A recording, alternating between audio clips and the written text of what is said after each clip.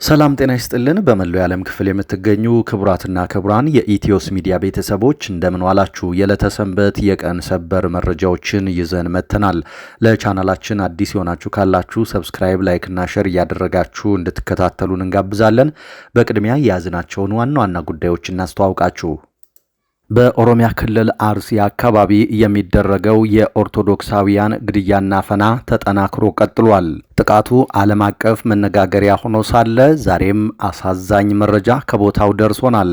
31 የሚደርሱ ኦርቶዶክሳውያን ታፍነው ከተወሰዱ በኋላ ጫካ ውስጥ የሩምታ ተኩስ ተከፍቶ ገሚሶቹ ሳይገደሉ እንዳልቀሩ ከታጋቾች በታምር የተረፈ አንድ መረጃ ሰጪ ይፋ አድርጓል። ብልጽግና በሃይማኖት ተቋማት ጉባኤ በኩል ሊያስተባብለው ወይም ደግሞ ሊያደፋፍነው የሞከረው ይህ ጥቃት አሳዛኝና አስደንጋጭ ሆኖ ዛሬም ቀጥሏል። ከእገታ ከጭፍጨፋ በታምር የተረፈ አንድ መረጃ ሰጪ ያደረሰንን መረጃ እናቀርብላችኋለን።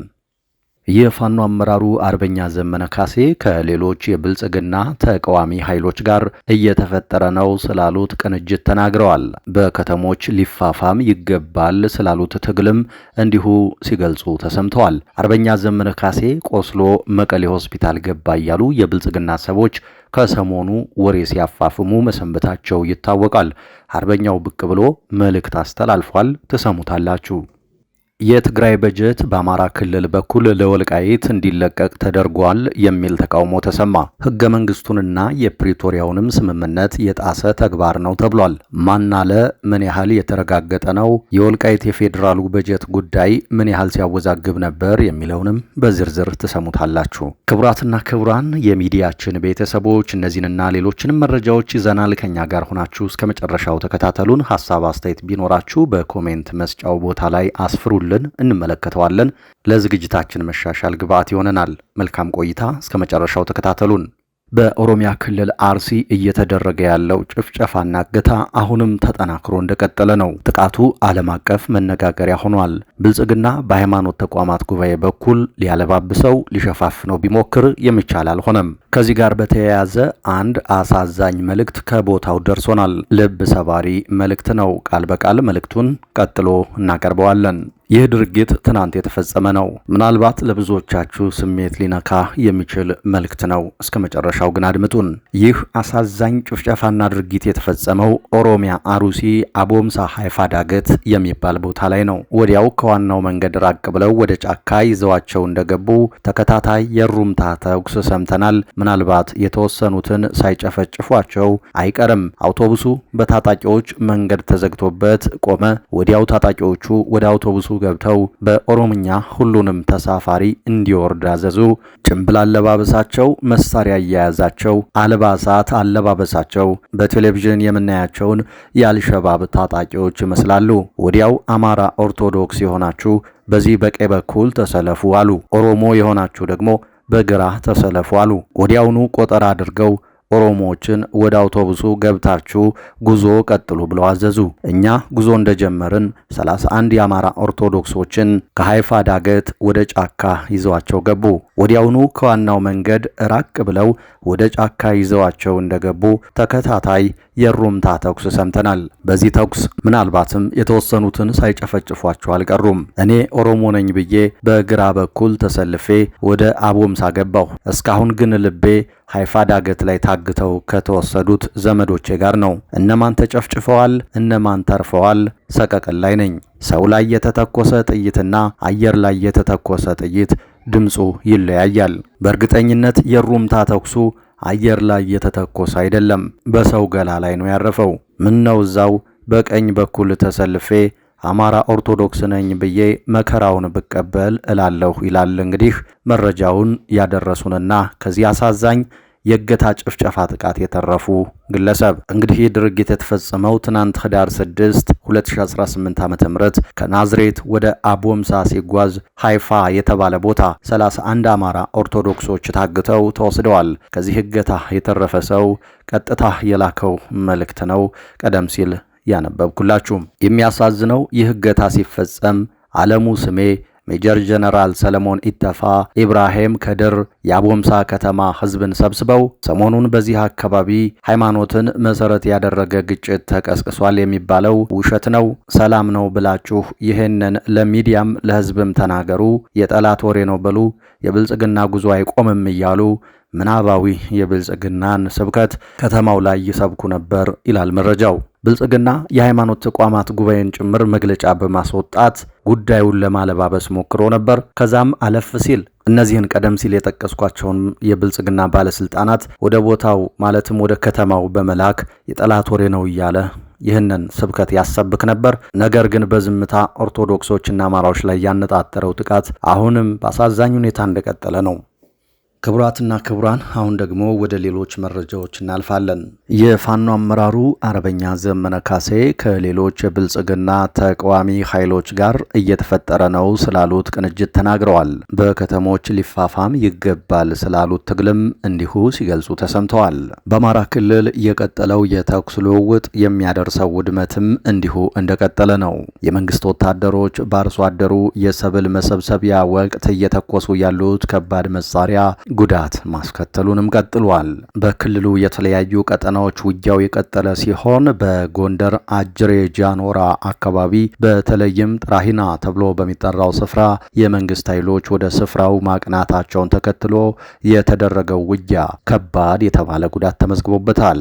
በወሎ ቀጠና ደግሞ በተለይ በሁለት ስፍራዎች ላይ ጠንከር ያሉ የተኩስ ልውውጦች ተደርገዋል። አርበኛ ዘመነ ካሴ ደግሞ ዝምታውን ሰብረዋል። አርበኛ ዘመነ ካሴ እኛ እያደረግነው ያለነው ትግል ራስን የማዳን ነው ሲሉ አንስተዋል።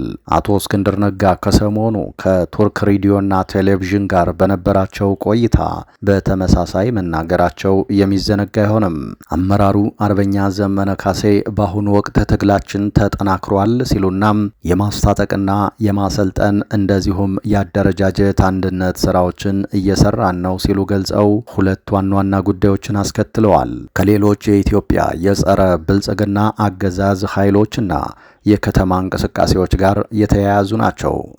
በሌላ መረጃ በኤርትራ ድንበር አካባቢ የድሮን ማስፋፊያ መካሄዱ ተነገረ። ይህ በእንዲህ እንዳለ ከሰሞኑ የብልጽግናው የውጭ ጉዳይ ሚኒስትር ያቀረበውን ክስ ተከትሎ ከወደ አስመራ ምላሽ ተሰጥቷል።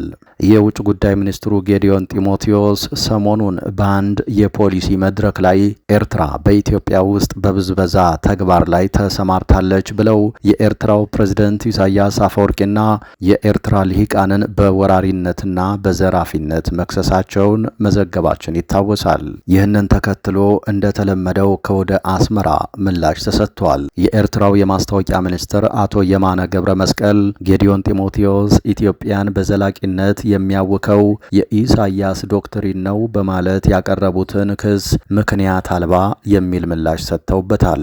ኤርትራ ኢትዮጵያን እያተራመሰች ነው ማለታቸውን ምንም አይነት ተጨባጭ መሰረት የሌለው ነው በማለት አጣጥለውታል። በኢትዮጵያ በአብዛኞቹ ክልሎች በመጠናቸው ከፍ ያሉ ግጭቶች እየተስተናገዱ መሆኑን አንስተው የብልጽግና ሰዎች ቀውሳቸውን ውስን ሀብት ባላት ትንሽ ሀገር ኤርትራ ላይ ማላከካቸውን ሊያቆሙ ይገባል ሲሉም አክለዋል።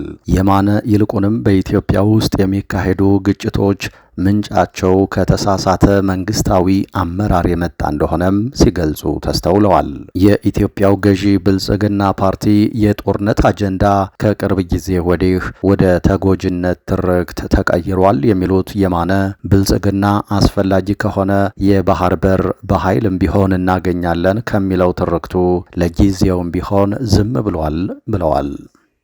በሌላ መረጃ ህወሓት የፌዴራል መንግስቱ የከተማ አመጽ ሊቀሰቅስብኝ ነው ሲል መግለጫ ወጣ። ህወሓት በተለመደው አኳኋን ምሽቱን አንድ መግለጫ አውጥቷል። ምሽቱን ባወጣው መግለጫ ከበድ ያለ ወቀሳ በማሰማት የፌዴራል መንግስቱ በትግራይ ከተሞች ህዝባዊ አመጽ እና ተቃውሞ እንዲነሳ እየሰራብኝ ነው ብሏል። በዚሁ መግለጫውም ህወሓት የትግራይ ህዝብ አታጋይ ድርጅት ነው ያለ ሲሆን አክሎም ባለፉት ዓመታት የትግራይ ህዝብ ተደቅኖበት የነበረውን እንደ ህዝብ የመጥፋት አደጋ መቀልበስ የቻለውም በህወሓት በመሪ ድርጅቱ አንቀሳቃሽነት ነው ሲልም አስታውቋል። የትግራይ ህዝብ ባለፉት ዓመታት የነበሩት አገዛዞች ሊያጠፉት ነበር፣ ግን ደግሞ ጥፋቶቹን እየመከተ እዚህ ደርሷል ያለው ህወሓት አሁን በስልጣን ላይ ያለው መንግስትም ልክ እንዳለፉት መንግስታት የቀደሙትን መሰል ተግባራት አስቀጥሏል ሲልም አጥብቆ የወነጀለበት ሁኔታ ታይቷል። ከፕሪቶሪያው ስምምነት ውጪ በወልቃይት ታጣቂዎችን እያሰለጠነ ነው በማለትም የፌዴራል መንግስቱን አጥብቆ የወነጀለው ህወሓት በአንድነት ታግሎ ህልውናውን ያረጋገጠ ህዝብ በውስጥ ብጥብጥ ለማጥፋት የተለያዩ ሙከራዎችን ሲያደርግ ቆይቷል።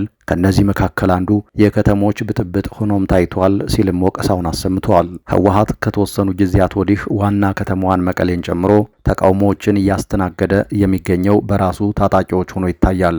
የደሞዝና የጥቅማ ጥቅም ጥያቄዎችን ያነሱ ተቃውሞዎችም ሆኖ ይታያሉ።